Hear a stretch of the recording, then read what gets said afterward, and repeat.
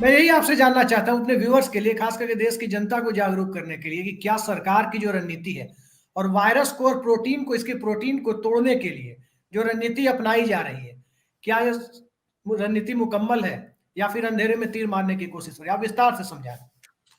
देखिए, जो SARS corona virus 2 है, वह कोविड-19 नामक बीमारी करता है। जब ये आज से ठीक 2 साल पहले दिसंबर 2019 में वुहान से पहली बार रिपोर्ट हुआ था। उस समय इसके बारे में हमें बहुत कुछ पता नहीं था। उस समय जो है संभावनाओं पे ज़्यादा बात होती थी, और जो है 2-3 महीने के अंदर 200 से ज़्यादा कंट्रीज़ में यह फैल चुका था।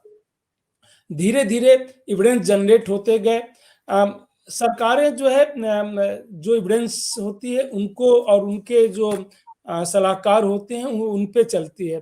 उनमें जो दुनिया में सबसे बड़ा सलाहकार है डब्ल्यूएचओ, जिसकी क्रेडिबिलिटी जो है इस पे दांव पे लगी हुई थी, और शुरू से ही उनका रोल जो है रहा।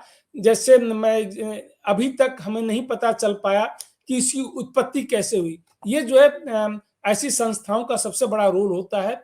कभी डब्ल्यूएचओ हमारे लिए लास्ट वर्ड होता था।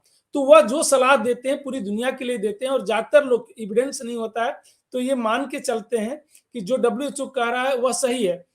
इवन मैं भी कोविड से पहले जो है, क्योंकि हर चीज के बारे में हम इन्वेस्टिगेट नहीं करते हैं, तो डब्ल्यूएचओ को ही हम रेफरेंस मान के चलते थे। ये था, जैसे मैं कहूँ, एक जो सबसे बड़ा पहलू था, कि जिसको कोविड हो गया उसको, और जिसको नहीं हुआ है, दोनों में क्या डिफरेंस है। जो कोविड हो गया जी। जिसको एक बार, न जिनकी डेथ होनी थी, जो अनफॉर्चुनेट थे उनकी डेथ होगी, लेकिन आज की डेट में जो हमारे पास ग्लोबल एविडेंस है, अच्छे खासे पब्लिकेशन 2 साल में हो गए हैं कि जिसको जो कोविड से रिकवर्ड है वो बेस्ट प्रोटेक्टेड है, लंबे ड्यूरेशन तक प्रोटेक्शन है। कुछ तो स्टडी ये आ गई है कि हो सकता है लाइफ लाइन इम्यूनिटी है। जैसे सार्स 1 आया था, उनकी अभी तक इम्यूनिटी है, 2003-4 में आया था।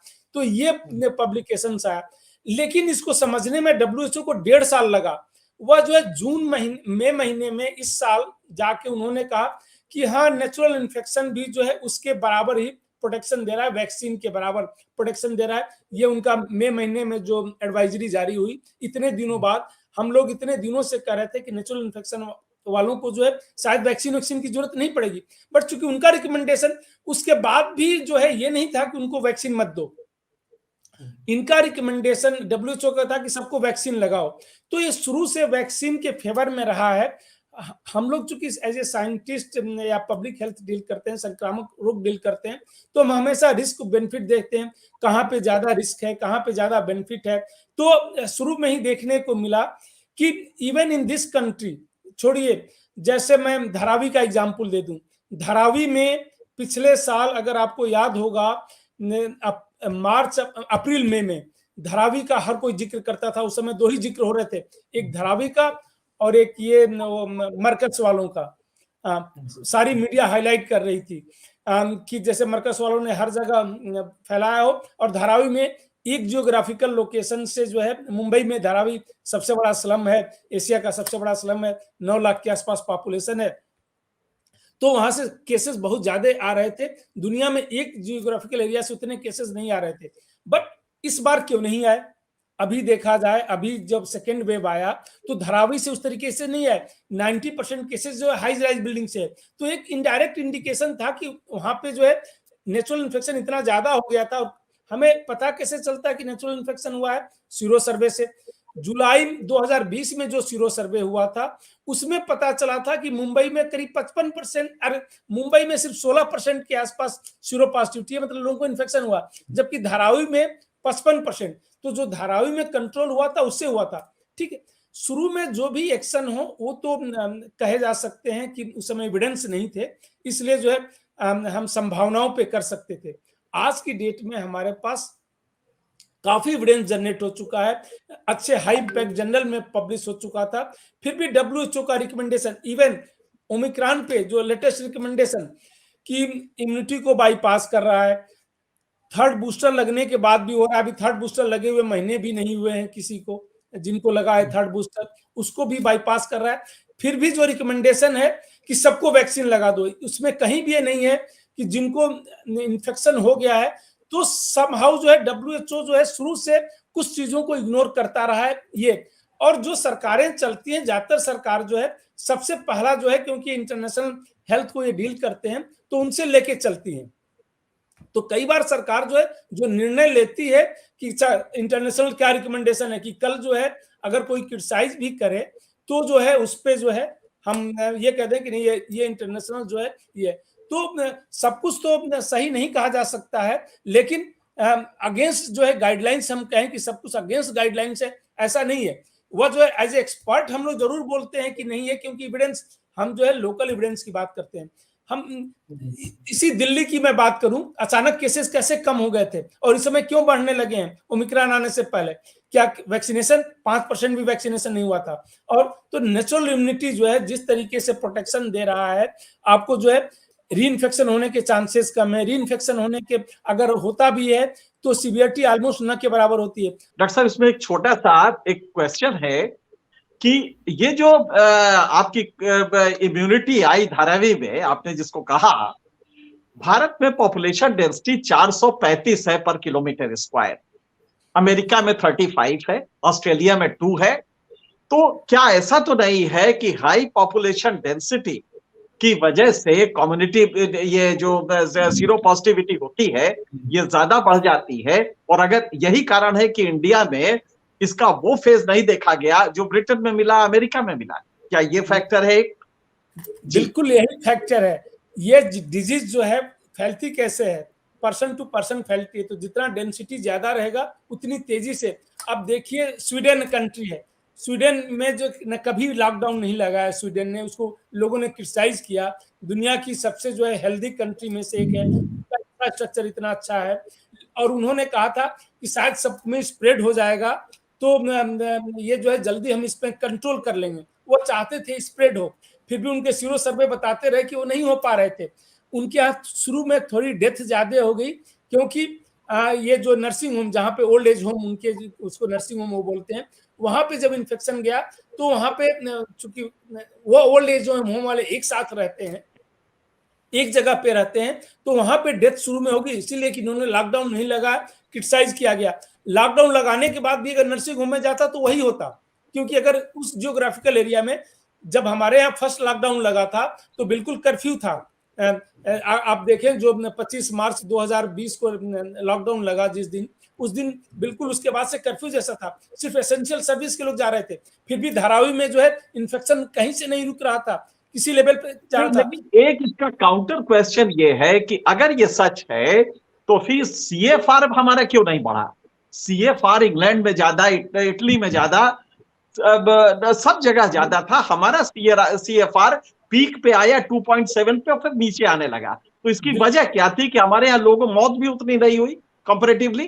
तो अगर ये हमारे यहाँ कम्युनिटी स्प्रेड हुआ और ये एक फैक्टर है, तो हमारे यहाँ मरने भी तो चाहिए थी, पहले मरने चाहिए थे, फिर ये स्प्रेड होना चाहिए था। ये बहुत ही अच्छा सवाल है कि हमारे यहाँ मौत क्यों कम हुई। तो पूरे एशिया में देखिए मौत कम हुई है, पूरे एशिया में, सिर्फ हमारे यहाँ नहीं, पाकिस्तान अपना देख लीजिए, बांग्लादेश देख लीजिए, आपका नेपाल है, भूटान में तो सबसे कम हुई।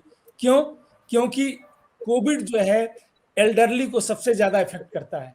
जो डेथ रेट है सबसे ज्यादा स्पेन में, इटली में जो डेथ हुई थी शुरू में, इंक्लूडिंग स्वीडन की मैं बात कर रहा था, तो सबसे ज्यादा डेथ उनमें हुई। हमारा यंग पॉपुलेशन, एवरेज एज इस कंट्री का 29 ईयर है, ठीक है।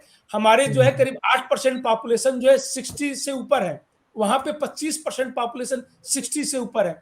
तो एज जो है सबसे बड़ा कंफाउंडिंग फैक्टर था इसमें डेथ होने में, क्योंकि जो मॉर्टेलिटी हो रही थी, आप देखिए तो मॉर्टेलिटी सबसे ज्यादा 45 से एबव में ही हुई है।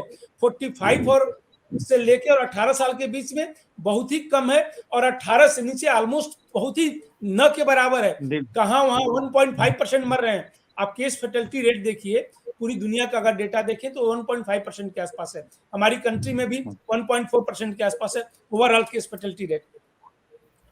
किसी किसी स्टेट में ज्यादा है, जैसे दिल्ली में थोड़ा ज्यादा है, तो केरला में कम है, केरला में 0.8 है आज की डेट में। तो बट ओवरऑल 1.5% के आसपास हम मान लेते हैं।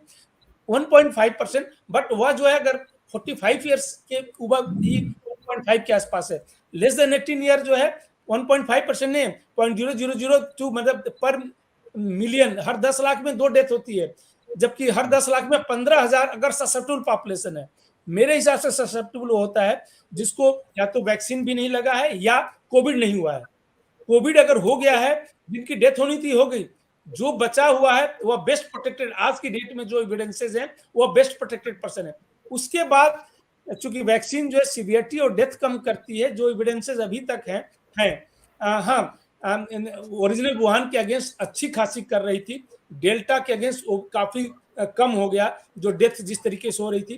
क्योंकि अगर आप डेटा देखें तो सिंगापुर का डेटा देखें, जो मॉडल थे, जहां जहां डेथ नहीं, केसेस नहीं हुए थे, वियतनाम, सिंगापुर मॉडल था, वियतनाम मॉडल था। इस समय साउथ कोरिया को देख लीजिए, पिछले 2 महीने से जिस तरीके से सेशल्स था, सेशल्स तो आइलैंड, मैं इन कंट्री का, आइलैंड वाली कंट्री का इसलिए नाम ले रहा हूं क्योंकि जब छोटी कंट्री में आप बढ़िया स्टडी कर पाते हैं कि कैसे जा रहा है। आइलैंड है, उन्होंने अगर लॉकडाउन लगा दिया तो पूरी तरीके से फिर लोकल एरिया का इफेक्ट रहता है, वहां पे कोई नहीं आ सकता है। हिंदुस्तान में लॉकडाउन लगाए, एक स्टेट में लगाए, बिहार में लगाए तो यूपी बिहार वैसे ही आएंगे, पूरी एक स्टेट हमारे कई कंट्री के बराबर हैं, तो यहाँ उस तरीके से स्टडी करना मुश्किल होता है। लेकिन जब इस टाइप के को हम स्टडी करते हैं तो उन कंट्री में करते हैं कि अच्छा यहाँ लॉकडाउन लगा, आइलैंड है, पूरी तरह पानी से घिरा हुआ है, अब देखें कि इसमें कैसे प्रोपगेट हो रहा है।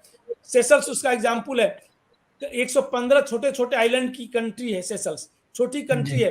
वहां पे देखे तो दिसंबर तक एक भी डेथ नहीं थी, लेकिन जब और सब पहला कंट्री है जिसने पूरी दुनिया में जो है वैक्सीन जो है 60% लोगों को अप्रैल में ही दोनों डोज लगा चुका था। उसके बाद इजराइल का दूसरा नंबर आता है, लेकिन जब वहां वेव आई तो सारे पे एक साथ आई, उसके पहले वहां कोई वेव ही नहीं आई हुई थी। जैसे अभी साउथ कोरिया में है, साउथ कोरिया में कोई वेव नहीं आई थी, यहाँ पे तो सिंगापुर में एक वेव आई थी पिछले साल अप्रैल में, उसके बाद नहीं आई थी, वो बिल्कुल ही नीचे के लेवल पे जा रहा था। फिर अभी जब आई पिछले 3 महीने पहले जो है तो काफी बड़ी वेव थी, पिछली वेव से 4 गुने ज्यादा थी, डेथ भी 6 गुने ज्यादा हुए और केसेस भी हुए।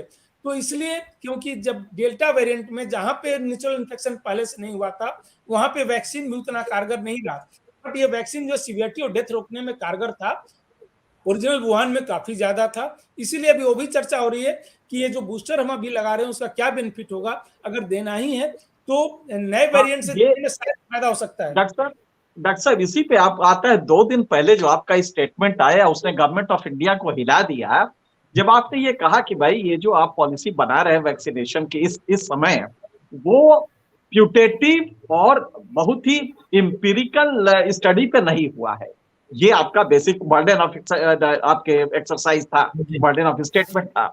तो ये किस आधार पे आपने कहा कि एम्पिरिकल स्टडीज बहुत ज्यादा नहीं है जिससे कि आप कोई डेफिनेट व्यू ले सके? देखिए, ये एक ओपिनियन जो भी एविडेंसेस अवेलेबल है, मैंने कहा कि अब काफी एविडेंस आ चुके हैं।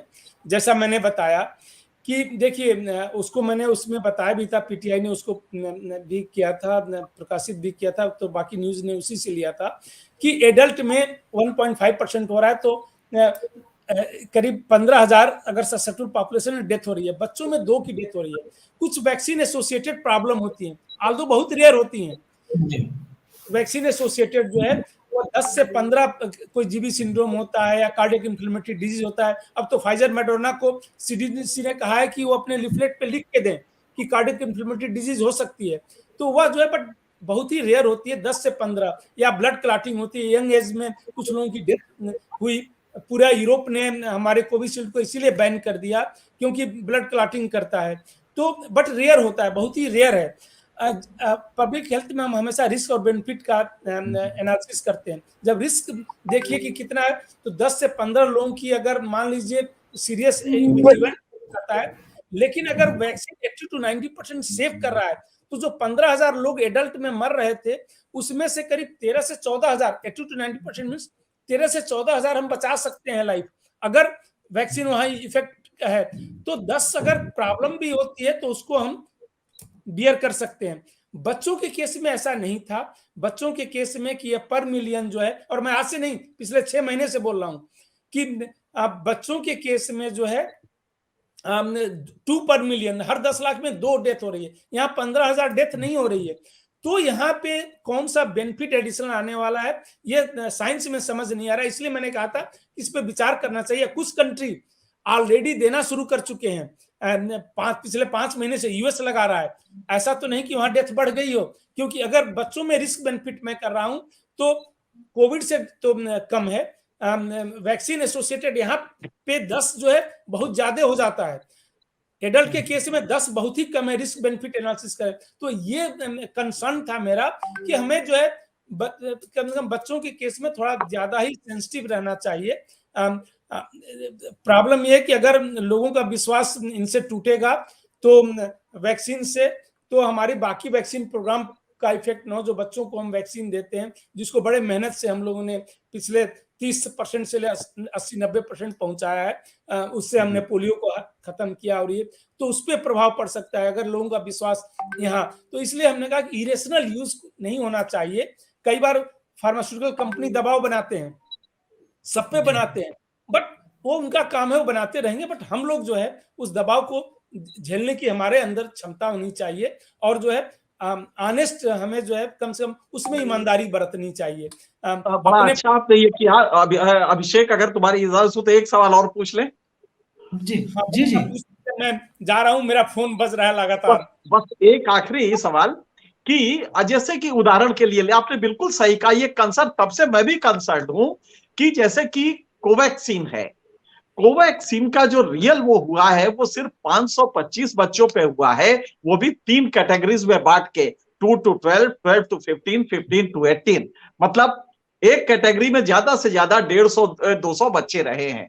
अब इस पे आपने पूरा का पूरा अपनी थ्योरी बना दी कि नहीं साहब बच्चों में इनका ये है, और इसमें एंटीबॉडीज इतने डेवलप हो गए हैं, ये जो कह रहे हैं, और गवर्नमेंट ऑफ इंडिया ने परमिशन भी दे दी। उसी तरह इसका है, आपका जाइकोव डी का है। जाइकोव डी का अगर आप देखें तो उसका अपना इंटरनल सर्वे है, कहीं भी पीयर रिव्यू नहीं हुआ है, कहीं भी इंटरनेशनल जर्नल में नहीं छपा है। तो शायद ये देश के साथ एक खिलवाड़ हो रहा है। एनके सिंह जी, देखिए जो वैक्सीन है, चूंकि कोवैक्सीन का मैं ट्रायल भी किया हूं, बच्चों में भी बड़ों में भी, और ये मैं ये कह सकता हूं कि सेफेस्ट वैक्सीन है दुनिया में। जो वैक्सीन अवेलेबल है सेफ्टी के पॉइंट ऑफ व्यू से सेफ्टी है, इफेक्टिव ये। तो अगर जरूरत नहीं हो तो सेफ भी चीजें देने की जरूरत क्या क्यों है? अगर हमारे पास नहीं है, बट सेफ्टी का कोई बहुत बड़ा कंसर्न नहीं है। इधर सेफ्टी और इफिकेसी की बात नहीं है, यहाँ बात है कि नीड है कि नहीं, क्योंकि हमारे पास बाकी और प्रॉब्लम है। हमारे बच्चे जो है इस देश में भूखमरी से, मतलब माल न्यूट्रिशन से डेली जो है 1800 से लेके 2200 के बीच में डेली डेथ होती है इन बच्चों की। हम जो है अगर रिसोर्सेज उधर ले जाए तो उनमें से काफी डेथ बचा सकते हैं।